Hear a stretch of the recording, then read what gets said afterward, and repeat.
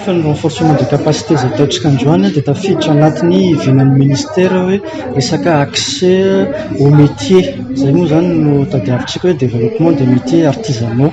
Dia anatin'izay accès au métier zay resaka moa zany tsika amin'ny alalan'ny SENAM sy ny direction générale ny artisanat mba tonga n'ireo mpanasa taninareo formena zareo zany omena an'izay asa tena hoe asa tanana zay le izy.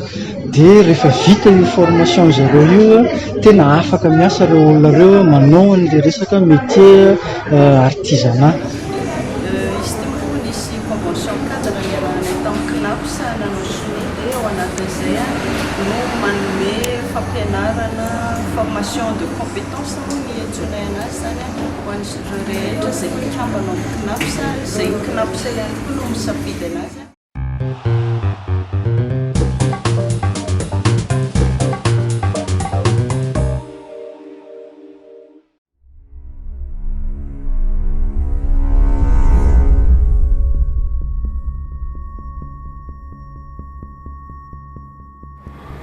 Voalaza teo fa tsenan'ny Behoririka notokanantsika amin'ny andro androany. Behoririka izany dia anisan'ny toerana manan-tantara amin'ny resaky ny varotra. Eo ny faneraserana raha hijery akanjo, raha hijery kiraro, na hijery ny zavatra rehetrarehetra.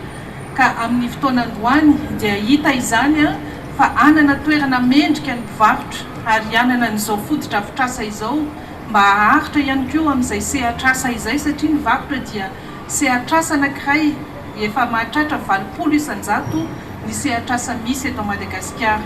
Ka dia rariny tokoa isika raha manampy an'izany sehatrasa anankiray izany amin'ny fotodrafitrasa amin'ny fanatsarana trano ihany koa ny toerana ifaneraserana ireo mpanjifa sy ny mpivarotra. Ka izay ny tena voninahitra lehibe ho ahy manatrika izao fotoana izao satria izahay ao ministera dia isan'andro isan'andro dia ny fanatsarana n'izay tontolon'ny fanjifana eto Madagasikara zay no antony asa ataonay.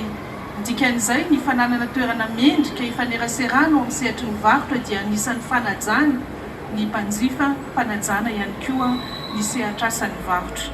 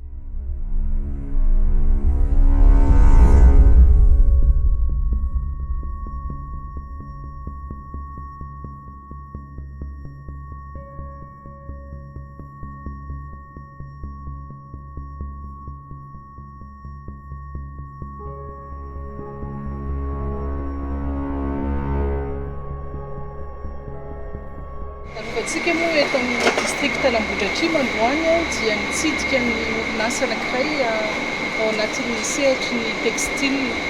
Tsara ny marimarika fa misy ny fiaraha-miasa nataon'ny ONUDI sy ny MICA tamin'ny taona 2024 ka nahazotsika fanampiny avy any amin'ny Organisation des Nations Unies pour le développement industriel tamina partenariat anankiray ijerevantsika ny entreprise textile sy association izay vehivavy daholo misehatra ao anatin'izay dia natao ny fanolorana amin'ny fitaovana maro samihafa ho ana association sy entreprise PME textile 10 tamin'ny faritra efatra eran'ny Madagasikara. Ary hitantsika amin'izao fotoana ao anaty fotoanan'ny relance économique tsika toy ny asa ary ny fitaovana rehetra natolotra ho an'ny entreprise tamin'ireny dia ampiasaina amin'izao fotoana izao amina famokarana vokatra hafa, satroka, fanaovana gravure, fanaovana publicité maro samihafa izay azo lazaina zany fa tratra tanteraka ny tanjona notratrarina tamin'izay fotodrafitrasa niarahana tamin'ny ONUDI sy ny MICA zay.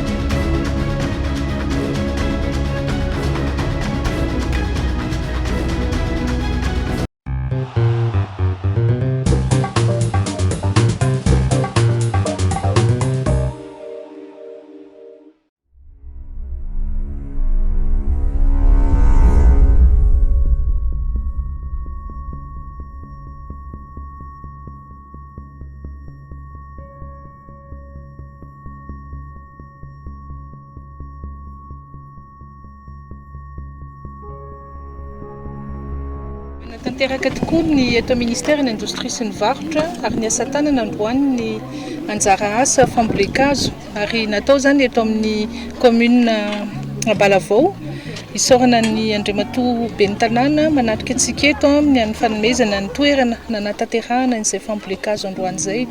Betsaka ny engagement efa atao misehatra tsy miankina ny eo amin'ny tontolo ny fitsinjovana an'izay tontolo iainana izay isorana azy ireo manokana ihany koa. Ny fambolekazo moa dia signe anankiray anaovana an'izay fanatanterahana ny Madagasikara rakotr'ala izay fa ny tena votoantiny koa dia fanentanana trany ny sehatra tsy miankina amin'ny fanajana ny tontolo iainana ny amin'ny toerana na ny fivarotana na amin'ny fanodinana vokatra ny amin'ny indostria maro samihafa io mpanao asa tanana amin'ny fampiasana ny akora manaja ny tontolo iainana.